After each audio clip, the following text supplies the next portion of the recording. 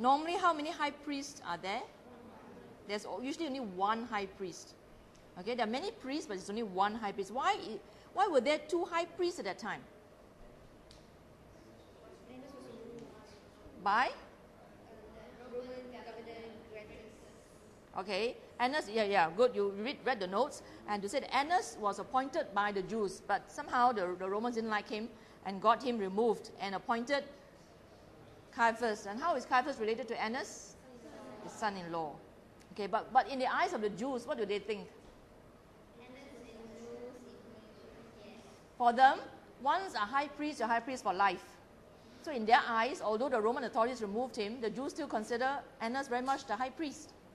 Okay, so that's why Luke is very accurate as far as it's concerned. You can see how there's something of Luke's accuracy when he places events. He talks about, who are rulers at that time. He talks about who was the high priest at that time, or who were the high priests at that time.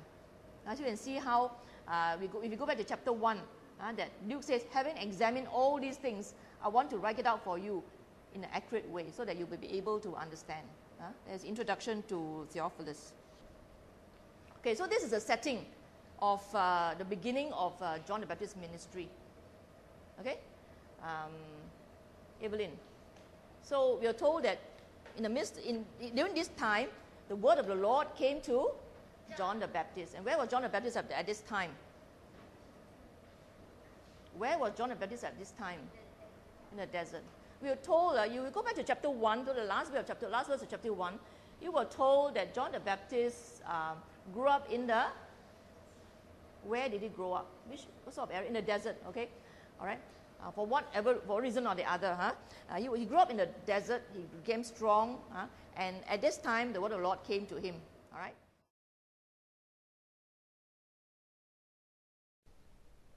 So John went throughout the whole territory of the Jordan River preaching, "Turn away from your sins and be baptized, and God will forgive your sins." As it is written in the book of prophet Isaiah, someone is shouting in the desert, "Get the road ready for the Lord. Make a straight path for him to travel. Every valley must be filled up, every hill and mountain leveled off. The winding roads must be made straight, and the rough paths made smooth. All mankind will see God's salvation." And then he started his ministry, started his preaching to the people. And what was his message to the people? What was his main message to the people? To turn away from the sins and then be baptized. Okay, you turn away from sins first and then be baptized. Okay, because baptism is something outward to show what has happened inside you, right? So that's why he's called John the Baptist, because he was the one who says, turn from your sins and be baptized, to show that you have turned from your sins. And then he quotes this reference from the Old Testament, which is even...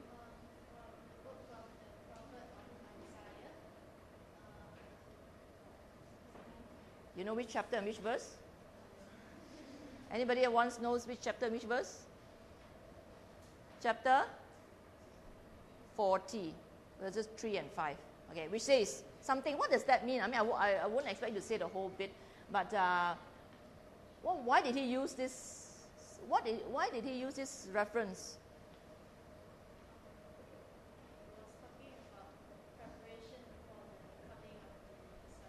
Yes. Yeah, basically that was his role, isn't it? John the Baptist was actually to prepare the way for the Messiah. He was the voice of one shouting in the wilderness, prepare the way of the Lord. And he talks about the valley being filled, the mountains and the hills being brought down, leveled off, and the crooked ways being straight, and the roughened ways made smooth, to prepare the way of the Lord. Let's think about from Isaiah chapter 40, 33 to 5. Now, every valley filled up talks about the sinners being pardoned. Every hill and mountain leveled off talks about the pride of the Pharisees and the Sadducees, who think that just because they're Abraham's descendants, they're okay. They don't care what they do, okay, and they are rebuked in that sense.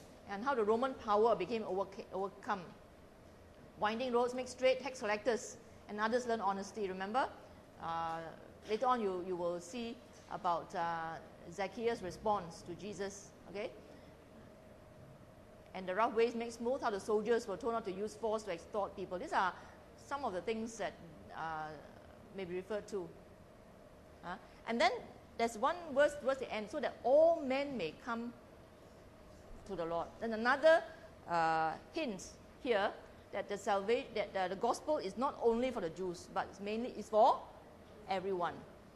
And we have this also in Simeon's song, isn't it? Simeon's song.